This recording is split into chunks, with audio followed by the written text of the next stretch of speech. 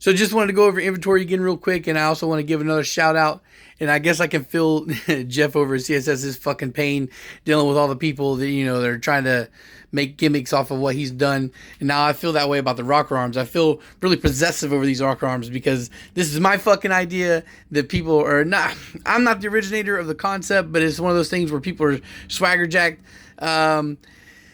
On eBay, where you got a lot of people posting up Vtec killer rocker arms, Vtec killer rocker arms. But the one thing that's going to comment about all those fucking rocker arms you see on there, they're just stock rocker arms, guys. You don't just throw a set of those rockers on there without doing anything to them and not expect to have your cams ate up and destroyed, or the rockers themselves, because the cams need clearance on both sides of the rocker arm, guys. They need clearance on both sides to pass. Now, I used to sell them uncut on eBay, just because sell them cheaper that way. It's like $60 versus my 100 that I sell them for when they're cut.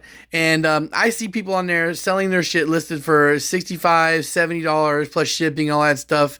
So you're getting a rocker arm that's 9 out of 10 times dirty, 100 out of 100 times not cut, and you're paying more money for them than you would for me if you would get them unmodified completely, right? Now, I'm not selling unmodified rocker arms anymore for the exhaust side. They're all cut. Why? Because there's just more money in them. It's only extra $40, and every single time I've left my rockers uncut and somebody asks, hey, I want rocker arms, I'm like, well, do you want them cut or uncut? They're like, yeah, go ahead and cut them, because who wants to do that fucking work?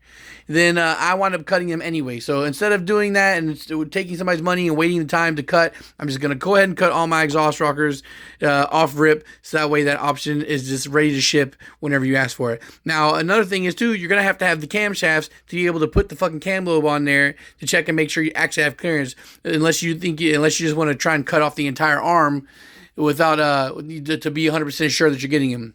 Right, so I do have 2 sets of exhaust rockers that are already cut and ready to ship, so I have 8 total. And I also have one thing which nobody's, it hasn't jacked just yet, but that's the intake rocker arms, the 2-lobe intake rocker arms that are modified to be pin locked, so that way they work as Vtec killer rockers as well. Now, for those, it's a lot easier for me to do, so I'm not charging as much as I'm charging for these. Now, they're modified, so I'm still going to charge $60 for them, and they only work on the, but the only downside being they work only on the intake side, right? So you can get the intake rockers for $60 and get the exhaust rockers for $100, and technically pay, or not technically, but pay $160 versus the $200 for an exhaust rocker set, or for a rocker set that will be drop-in and ready to go without modification. Or you can go pay $70 for uncut rocker arms on eBay for the guys that have been rocking that idea that I put out there. Now, another thing too is I got oil pumps, D16Y, that are cut and ready to go. They are brand new. I do have a couple of used oil pumps, but I'm kind of, I think I've only got 2 left in my entire stash. I don't buy engines the way I used to back in the day, so the chances of me re-upping on that aren't very high. So I'm just going to go with new pumps from now on.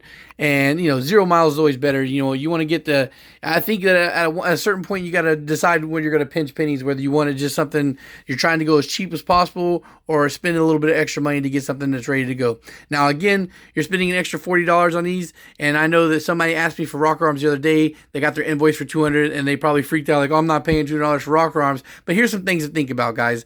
It takes a lot of fucking time and effort to get these things to where they're ready to go. All right, I have to go to the junkyard to harvest them, and then I have to, get them home, get them cut, and get them cleaned, get them ready to go. It's a lot of work. It takes about 45 minutes to cut 4, if not an hour sometimes, depending on if they're being difficult or not. And then the cleaning process is also a pain in the ass. And when I go to the junkyard to find them, I'm usually getting multiple sets, which takes me a couple of hours in Miami's humid heat and sun, right? So I've thought, if anything, I've thought about increasing the price on them even more because of how much time actually goes into them for my turnaround. If I, looking at it, several hours worth of time for me, because that $100 isn't pure profit, when I'm charging for a set of 4, that's also shipping that goes into it, and that's also the price of the actual cost of the rockers for me buying them in the first place, right? So it's not pure profit, that $200.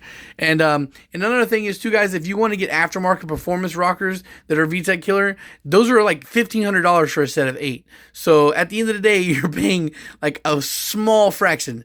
Like people are charging almost $200 just for one aftermarket rocker. Now, the majority of people that are, the majority of people that are rocking this kind of build setup are on a very, very tight budget. They're talking about usually 9 out of 10 times the base model engine that they're doing, that they're going to make a little 200, maybe 220, 230 horsepower off of. So these are perfectly viable for that. And eventually, when I get to my Turbo K build, I'm going to use them for a big boy build. I mean, it's going to be like 500 or 600 horsepower engine, and I'm going to use these rockers on it just also to showcase them a little bit more.